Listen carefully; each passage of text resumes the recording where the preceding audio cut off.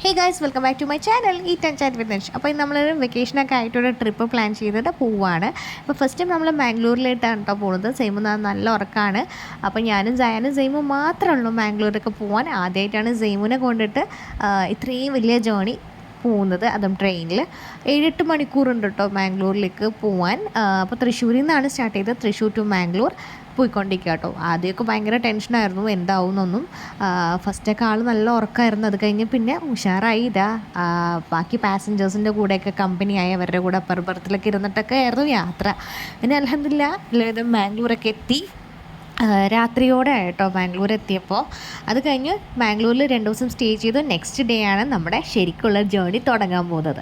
അപ്പോൾ ഈ ഒരു ജേണിക്ക് 2 വീക്സ് മുമ്പ് നമ്മൾ എല്ലാം റിസർവേഷനൊക്കെ കഴിഞ്ഞതായിരുന്നു. പക്ഷേ ലാസ്റ്റ് ആയപ്പോൾ ഗരീബ് ദത്തിന് ക്യാൻസലായിപ്പോയി, കൺഫേം ആയില്ല. അങ്ങനെ ഞങ്ങൾ മാംഗ്ലൂരിലെത്തി. മാംഗ്ലൂർ ടു ഗോവ വരെയാണ് പോകുന്നത്.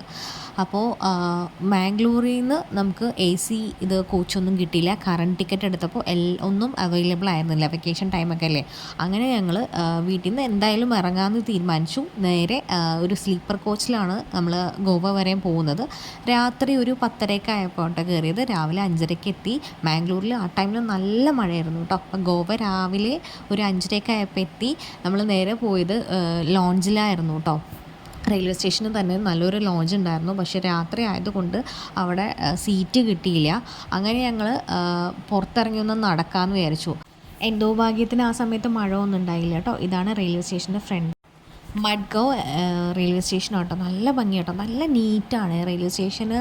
നമ്മൾക്ക് പുറത്ത് നോക്കുമ്പോൾ ഒരു എയർപോർട്ട് പോലെയാണ് തോന്നുന്നത്. പിന്നെ ഞങ്ങൾ കുറച്ച് കഴിഞ്ഞപ്പോൾ വിശന്നപ്പോൾ ഒന്ന് ലൈറ്റായിട്ട് ഫുഡ് കഴിച്ചു കേട്ടോ. അവിടെ റെയിൽവേ സ്റ്റേഷൻ്റെ അകത്ത് തന്നെ ഒരു റെസ്റ്റോറൻറ്റ് ഉണ്ട്. അപ്പോൾ അങ്ങനെ ഫുഡ് കഴിച്ചു. വേറെ ഒന്നും കഴിച്ചിട്ടൊന്നും. ഏകദേശം ഒരു 6 മണിയൊക്കെ ആയപ്പോൾ ഇവിടെ ഐ ലവ് ഗോവയൊക്കെ കണ്ടു കേട്ടോ. അപ്പോൾ ചെറിയൊരു റീൽസും ഫോട്ടോ ഒക്കെ എടുക്കാമെന്ന് വിചാരിച്ച് അപ്പോൾ അവിടെ കുറച്ച് നേരം സ്പെൻഡ് ചെയ്തു. അത് കഴിഞ്ഞ് കുറച്ച് നേരം കഴിഞ്ഞപ്പോഴാണ് കണ്ടത് ഇതിൻ്റെ നമ്മുടെ റെയിൽവേ സ്റ്റേഷൻ്റെ ഉള്ളിൽ തന്നെ റൂംസ് അവൈലബിൾ ആണ്. അപ്പോൾ അത്യാവശ്യം നല്ല റൂംസാണ് കേട്ടോ ഈ ഒരു ഇതിൽ റൂം ഫെസിലിറ്റി ഉള്ളത്.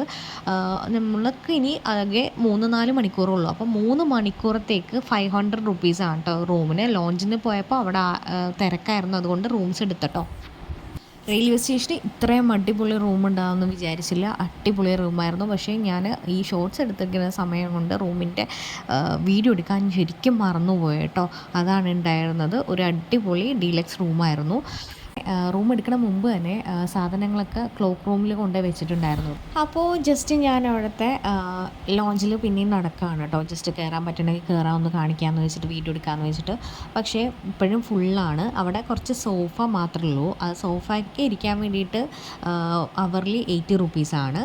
പിന്നെ റിക്ലൈനറൊക്കെ ആണെങ്കിൽ 150 റുപ്പീസൊക്കെ ആവും. എനിക്ക് തോന്നുന്നത് അതിനെക്കാട്ടും നല്ലത് ഒരു ഫാമിലിക്കാണെങ്കിൽ റൂംസ് തന്നെ എടുക്കണമായിരിക്കും നല്ലത്. 3 hours 500 റുപ്പീസൊക്കെ ആവുള്ളൂ.